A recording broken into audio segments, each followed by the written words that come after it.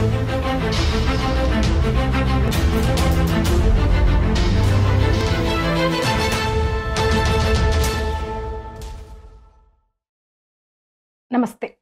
యుఎస్ఐడ్ అనే అమెరికా ప్రభుత్వ సంస్థ భారత్‌కు వ్యతిరేకంగా పనిచేస్తున్న శక్తులకు, వ్యక్తులకు ఎట్లా నిధులు సమకూరుస్తుందో ఇంతకు ముందటి వీడియోలో చెప్పుకున్నాం గదా!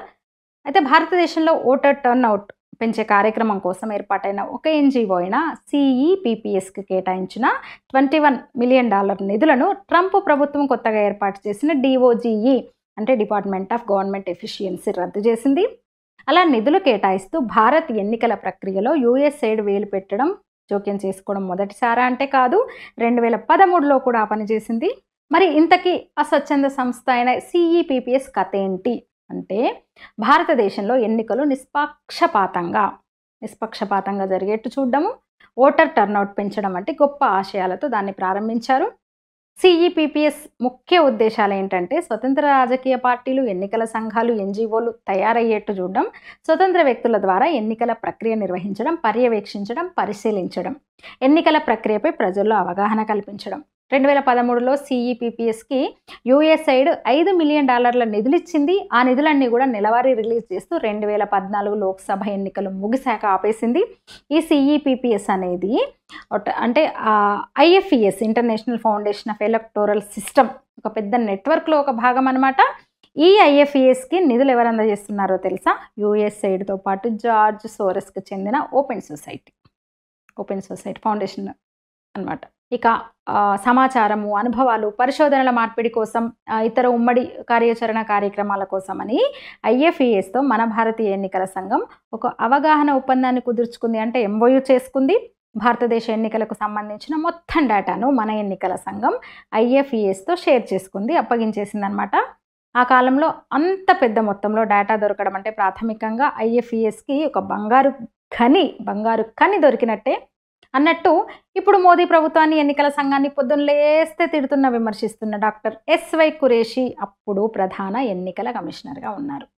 ఇలా IFSతో 2013లో MOU కుదుర్చుకున్నట్టు ఖురేషీ ఇప్పుడు నిర్ధారిస్తూ నిధుల సంగతి మాత్రం తనకు తెలియదని చెప్తున్నాడు. సరే, IFS CEPPS భారత్లో ఎన్నికల వ్యవస్థను, ఎన్నికల ప్రక్రియను సంస్కరించడానికి సూచనలు, సలహాలు ఇస్తుంది. మంచిదే అనుకుందామా? అస్సలు అనుకోవడానికి లేదు. చాలా పెద్ద కుట్ర ఉంది దీని వెనకాల.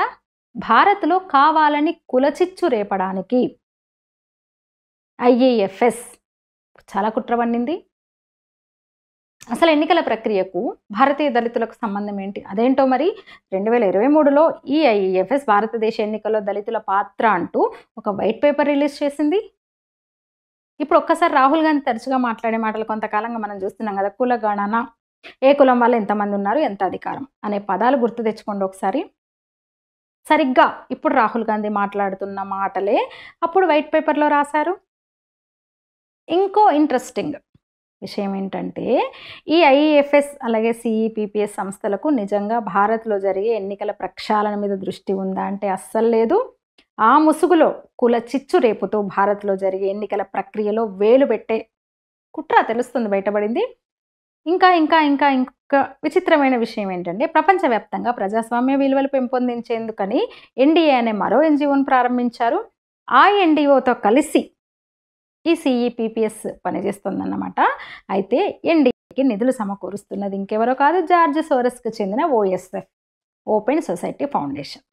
2014లో ఈ IFS అనే NGO భారత మాజీ ఎన్నికల, ఇందాక చెప్పిన కదా, SY ఖురేషీకి ఒక ప్రెస్టీజియస్ అవార్డు కూడా ఇచ్చింది. ఇక ఈ $21 మిలియన్ రద్దు ప్రకటన చేసింది కదా DOGE. కొద్ది రోజుల్లోనే CEPPS వెబ్సైట్ పనిచేయడం మానేసింది. దానికి సంబంధించిన X అకౌంట్ అంటే ట్విట్టర్ అకౌంట్ కూడా మూసేశారు. IFSలో 21 ఏళ్లుగా వివిధ పదవుల్లో పనిచేసిన వాసు మోహన్ అనే ఆయన కూడా తన X అకౌంట్ను క్లోజ్ చేసేసుకున్నాడు. అయితే మన జాతీయవాదులు ఇంటర్నెట్ ఆర్కైవ్స్ తవ్వి భారత్లో పనిచేస్తున్న ఈ NGOలు, వాటి వెనుక ఉన్న వ్యక్తులు, వాళ్ళ కుట్రలు బయటపెడుతున్న విషయాలు చూస్తుంటే ఎంత పెద్ద సాలగోడో ఇది ఆశ్చర్యం వేస్తుంది, నిజంగా తెలుస్తుంది. ఇక నిజంగానే దాచడానికి ఏం లేకపోతే అంత ట్రాన్స్పరెన్సీ ఉంటే ఈ ముఠా తమ వెబ్సైట్స్ను ఎందుకు మూసేస్తున్నట్టు?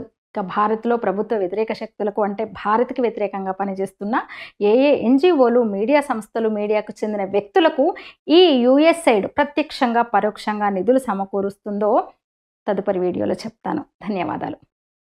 ఈ వీడియోపై మీ అభిప్రాయాలు చెప్పండి.